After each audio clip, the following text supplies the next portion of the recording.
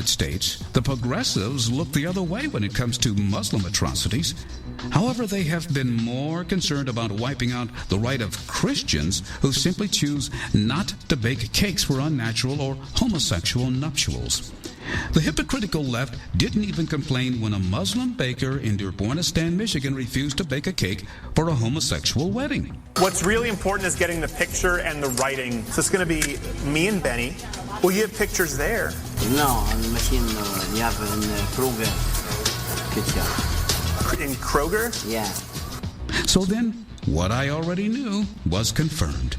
The left doesn't truly give a rat's behind about the general atrocities being inflicted upon individuals, but rather their so-called concern is part of an overall political agenda that is designed to undermine the ongoing operations of Christianity and even the United States of America.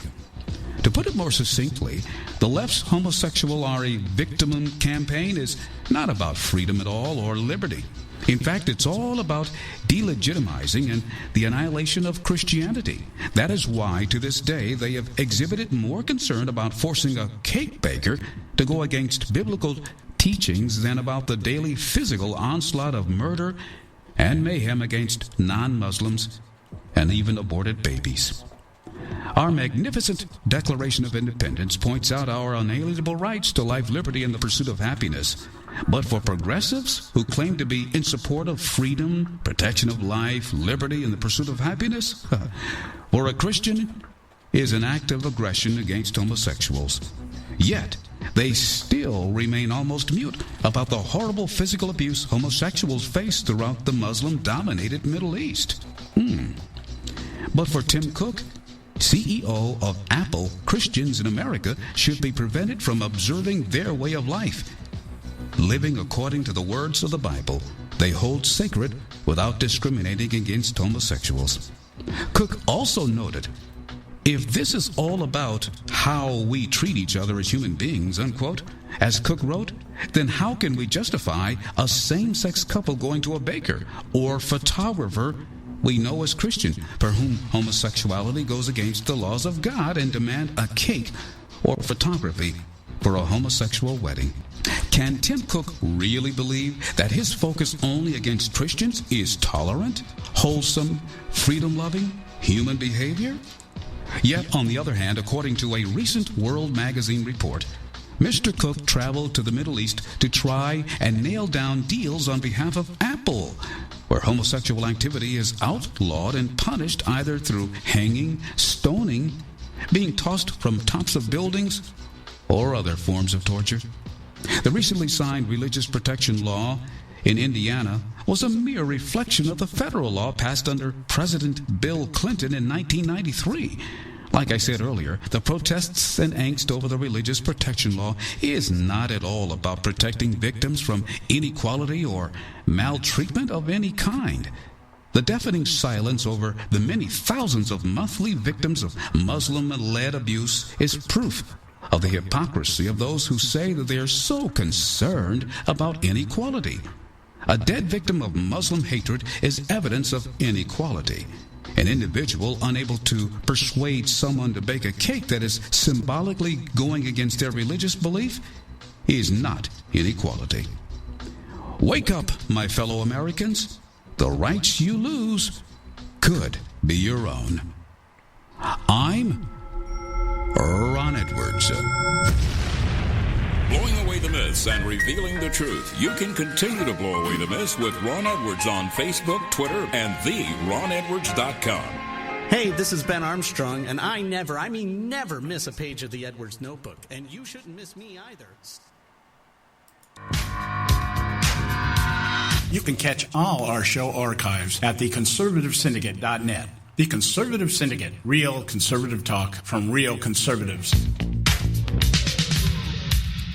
Attention taxpayers. If you've received a notice from the IRS or state, do not ignore it. It's also a big mistake to try and handle your tax problem on your own. If you owe back taxes, it's a fact that the government has the power to take everything you own, including your home, business, wages, savings, and your freedom. But here's the good news. There's a special toll-free tax hotline set up especially for you. This tax hotline will tell you about new programs that are geared to help you dramatically settle, reduce, or eliminate what you owe. But you have to call now. Take down this number or put it in your cell phone. But call 866-761-0959. 1-866-761-0959. When you call, you get free information on how you can reduce or eliminate back taxes, including penalties and interest. You can also be helped if you have unfiled returns, a tax lien, wage garnishment, bank levy, or if you've been entered into a payment plan but can't make the payments. Don't make the big mistake in thinking you can ignore or handle your tax problem on your own. You can stop the collection process immediately. Call this special tax hotline today for free info at 1-866-761-0959. That's 1-866-761-0959. 1-866-761-0959.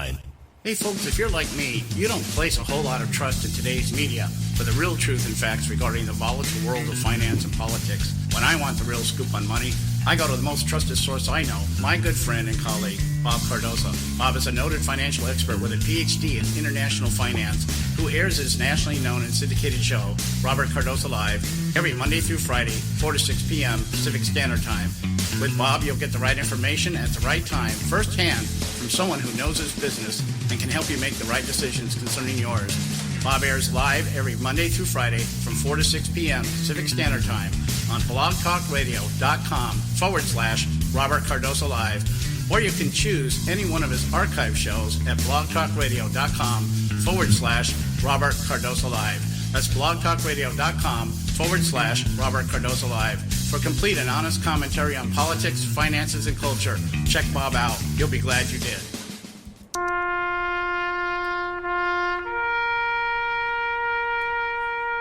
Read something recently worth thinking about.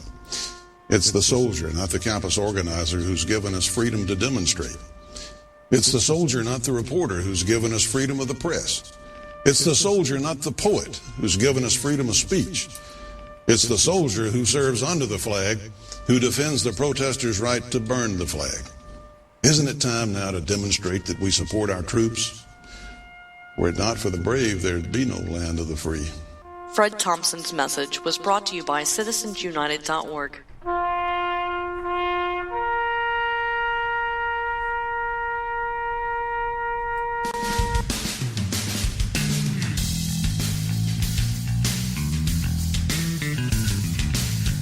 Good evening, America, and those listening around the world. It's time for the Conservative Syndicate with your host, John Matthews, self-ordained, politically incorrect, mad prophet of the airways. The Conservative Syndicate is comprised of some of the most knowledgeable activists and pundits today that together seek to tear down the imaginary wall of separation between church and state through education, information, and engagement with those seeking the truth regarding the similarities and differences between the religion of politics and the politics of religion. Well, by getting on Larry King and telling everybody I'm a Christian and I wasn't raised in a Muslim home. Americans have Muslims in their families or have lived in a Muslim majority country. I know because I am one of them. As a boy, I spent several years in Indonesia and heard the call of the azan at the break of dawn. But I have known Islam on 3 continents before coming to the region where it was first revealed. That experience guides my conviction. Unless we get on our high horse and think this is unique to some other place, remember that during the Crusades and the Inquisition, people committed terrible deeds in the name of Christ. At what point does a baby get human rights, in your view? Well, I think that whether you're looking at it from a theological perspective or a scientific perspective, answering that question with specificity, is above my pay grade. I've got 2 daughters, 9 years old and 6 years old. I'm going to teach them, first of all, about values and morals. But if they make a mistake, I don't want them punished with a baby. As long as we've got to fight to make sure women have access to quality, affordable health care, and as long as we've got to fight to protect a woman's right to make her own choices about her own health, I want you to know that you've also got a president who's going to be right there with you, fighting every step of the way. Thank you, Planned Parenthood. God bless you. Hey, all you can do is just tell the truth and trust in the American people that over time they're going to know what the truth is. We are 5 days away from fundamentally transforming the United States of America. And now, your host, John Matthews. Okay, hey, we're here, hour 2 right here in the Conservative Syndicate. Thanks so much for joining us tonight, and I hope you enjoyed the first hour. And as always, we got another hour coming up here. And this hour, we have Ron Edwards from the Edwards Notebook with us. How you doing tonight, Ron? I'm doing very well. Baltimore's not doing too well, but I'm doing excellent, in fact. But, man, this is really crazy, isn't it? Yeah, what's your initial take here on what's going on over in Baltimore? We were talking about the idea that this violence is actually, we're beginning to believe it's by design. Each riot seems to get worse than the one before it, and we see maybe the I don't know what the speculation that perhaps we got this administration gearing up for at least federalizing the police force, if not initiating martial law and maybe trying to take the whole country over. That's exactly, believe it or not, what I've been saying to folks around here and just letting them know that it just looks like it's an orchestrated effort to totally defang and to defame the local police departments so they can bring in a national police force. At the same time, you've got these you do have the minions, the masses, the ignorant masses that are joining in these festivities, as it were. But you have these Soros, Zelensky-oriented, influenced plants, I do believe, that are leading a lot of these riotous behaviors and getting the idiots stirred up. And when you get, people that have been generationally, at least for 3 generations, stupefied, and it's so ingrained in their system now, it's almost like to the point of DNA level stupidity. You just gin them up, and they go to Nutsville. They're running around. It was so comical to me. They're running around condemning capitalism. Then they turn around and say, ain't no jobs, and then they leave that and then go burn down some businesses. Then they make sure, we got to have a good time, make a party out of this. Let's hit the liquor store and get fired up, get some fire water into us, and really get going here. And let's just light up the town, and just have a good old time. Mm-hmm. And so this is nothing about righting wrongs. This is nothing about standing up against the injustices. Oh, Lord, the injustices against black Americans. No, it has nothing to do with that. Because if it were, they would be speaking up and demanding the right thing. They would be demanding more opportunities and the atmosphere to create more opportunities.